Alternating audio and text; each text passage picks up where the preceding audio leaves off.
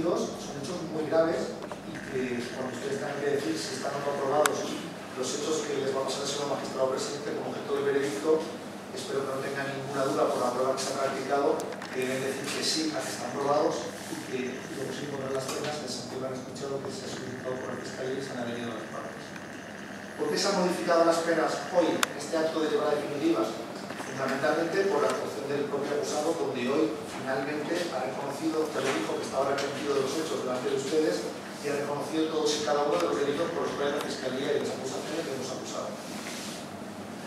Las penas están en su grado mínimo, ¿por qué? Por ese reconocimiento y segundo, porque efectivamente existe lo que les dice una circunstancia que juega a su favor y que yo como fiscal y defendiendo únicamente la legalidad creo que en conciencia quería explicarse que es la atenuante de que este señor efectivamente había consumido drogas, había bebido alcohol y esto mermaba ligeramente sus facultades. Ustedes no tienen que pensar que simplemente porque lo diga el acusado o lo diga yo, esto es así, a la hora de decir sí, a que esto está aprobado. Tienen que decirlo porque hay prueba que se ha practicado en este sentido. Han escuchado cómo los testigos que declararon a través del guión, o quien declaró su imputado, dijo, igual que el acusado, que ese día, en las horas de los hechos, se consumió cocaína y se bebió alcohol. Es decir, no solo su palabra, sino que hay testigos que corroboran que eso ocurrió así. Y por otro lado tenemos la señora forense que declaró el día de ayer, donde nos dijo, cuando le pregunté y ustedes escucharon, que efectivamente, si sin saberlo ella hubiese ocurrido el hecho de que ese día este señor hubiese consumido cocaína o alcohol, lo dijo claramente, ligeramente o levemente pudo haberse afectado en su actuación. Por tanto, que eso considero que es prueba más que suficiente para que digan que sí, a que esa atenuante existe.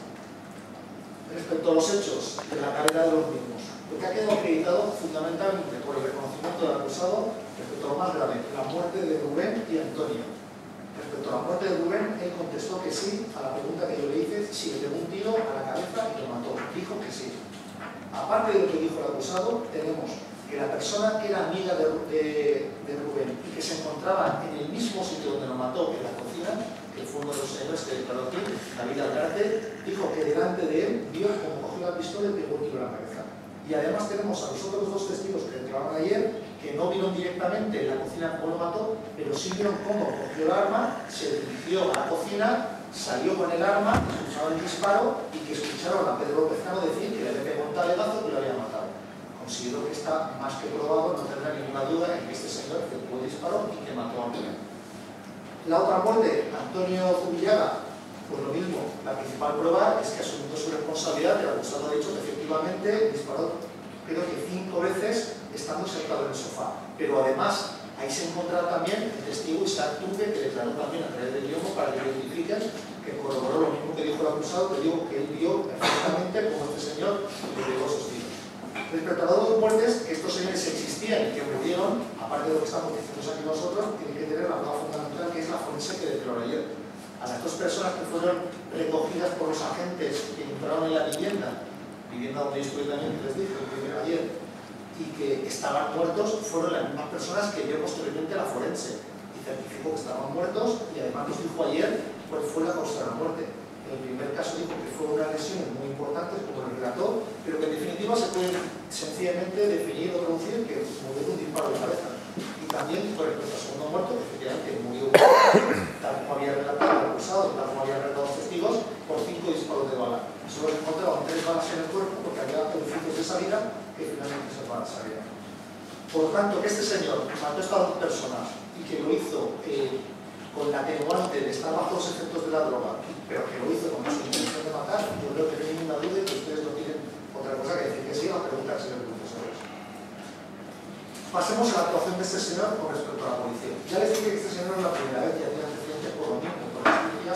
y por atentado a agentes de la autoridad. Pero ese día nuevamente renovó ese ánimo que tiene este señor de menospreciar el principio de autoridad y efectuó varios disparos contra los agentes.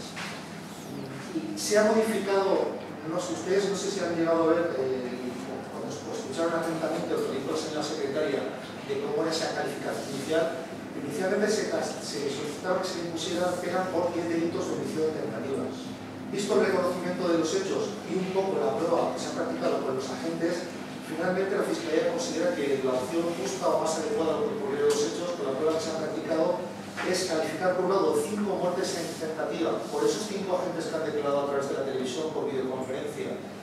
fueron los 5 agentes que entraron a la vivienda y que directamente fueron encañonados. Este señor efectuó disparos dirigidos a ellos, es decir, con la intención de acabar con su vida, hasta el punto de que él lo ha reconocido, porque se lo pregunté así, y dijo que sí, que los disparos encañonados con esa intención. Pero los agentes lo han ratificado, los 4,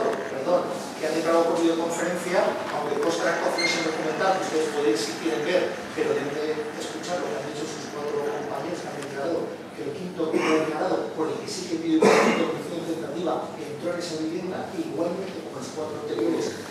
fue encañonado por este señor, que pudo ser alcanzado por los disparos y haber perdido la vida, son 5 los agentes. Han dicho igualmente que aparte de encañonados desde un pasillo, hay disparos incluso hasta 15 centímetros a su altura. O sea, no hay duda de cuál fue su intención. Pero de la misma manera entiendo que con la prueba practicada no queda suficientemente acreditado que este señor supiera y conociera que con la actuación que llevó a cabo a través de la puerta pudiera matar a los agentes.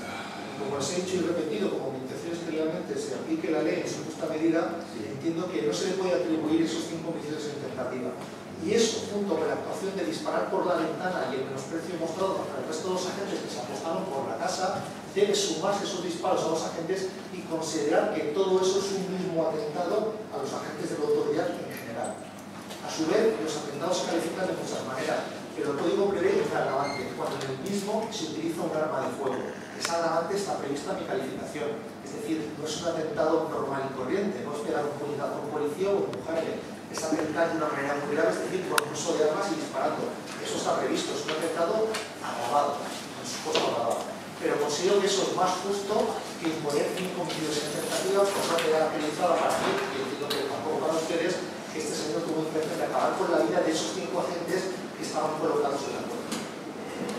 Esto respecto a los delitos de atentado, los 5 homicidios en tentativa y las 2 muertes. Se acusa también a este señor del delito de tenencia ilícita de armas. Él, a preguntas del fiscal, también de las partes que se leyeron, reconoció que efectivamente esa pistola no tenía licencia para usarla y que además era una pistola manipulada. Aparte de lo que él dijo, usted no ha visto la pistola, usted piensa además de que existe otra prueba que corrobora la versión de la fiscalía y la que reconoce el acusado, que es la prueba pericial de los 2 agentes que se han sentado conjuntamente ahí, que fueron quienes recibieron la misma pistola que la policía intervino al señor el día de los hechos, el acusado Pedro Vizcano. Esa pistola la examinaron los agentes y comprobaron, por un lado, que efectivamente el acusado carecía de licencia o uso de armas para usar la misma, pero que además no era un arma legal, era ilegal directamente, no podía usarse ni por licencia porque tenía, como les he dicho, el número de serie fresado, borrado, lo que impide que pueda ser un arma legal y puede ser usado por una persona incluso que tuviera licencia. Por tanto, yo creo que ese delito tampoco les debe albergar ningún tipo de dudas. Y por último tenemos los delitos relacionados con la detención ilegal. Es cierto que inicialmente cuando se produce la primera muerte, la de Rubén, todos se sienten atemorizados. Incluso David Algarte, el testigo, que finalmente salió y fue a hablar con la policía, como Zubi, que llamaban así, Antonio Zubillaga, que fue el segundo de los muertos. Pero lo cierto y verdad es que este señor, nada más producirse la muerte, sin perjuicio de que los demás pudieran estar atemorizados, no impide que 2 personas salgan, que son David Algarte, la persona que finalmente fue a la policía a decir que ahí había habido un problema y que había matado a su amigo, y Antonio Zubillaga, la persona que murió en segundo lugar, porque este señor, que ustedes no lo saben, pero se lo digo yo ahora en este momento, salió a la calle a comprar bebida, comprar comida y luego volvió a la casa, es decir, tuvo libertad de moverse. Por eso decir que se ha centrado en 2 detenciones ilegales.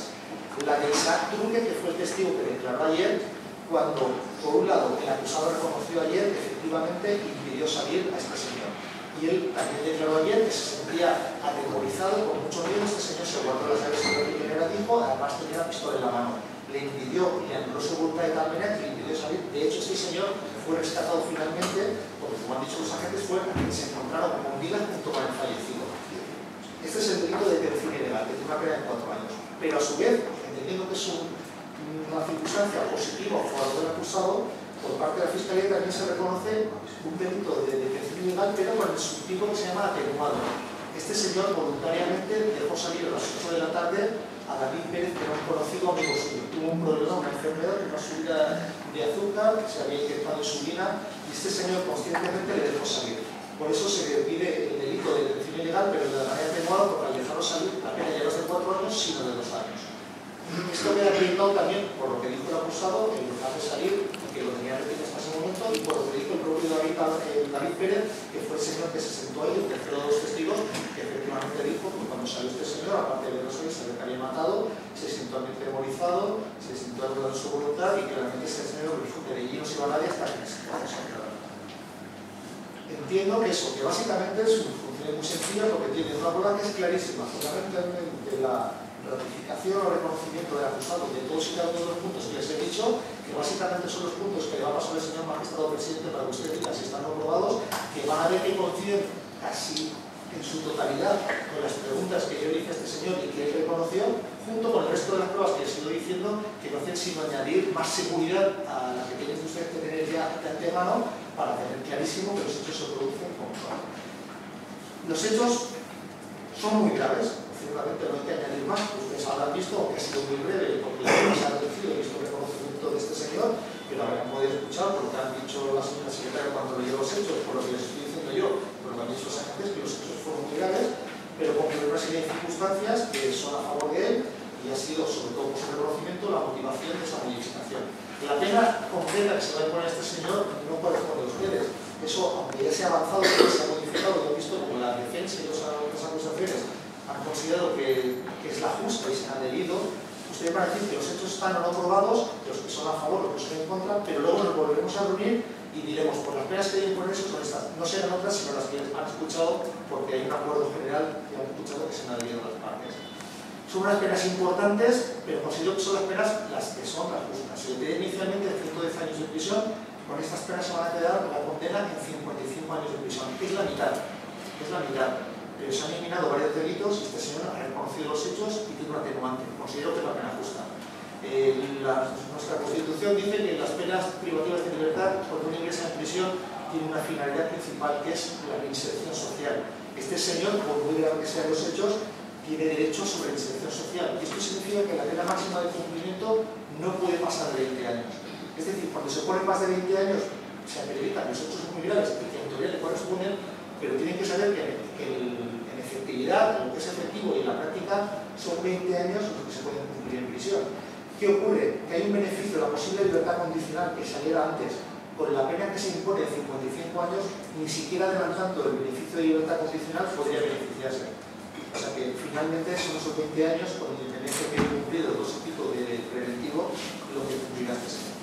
Pero bueno, considero que es lo justo conforme a la realidad de los hechos y entiendo que no tiene ninguna complicación ni ninguna duda a la hora de decir sí a cada uno de los hechos, que tienen que decir que sí. Y han visto que ha sido un juicio más sencillo de lo que se prometía, han visto cómo se ha desarrollado. Muchas gracias por su atención y espero que dentro de lo que es su función lo hayan asumido con responsabilidad y con su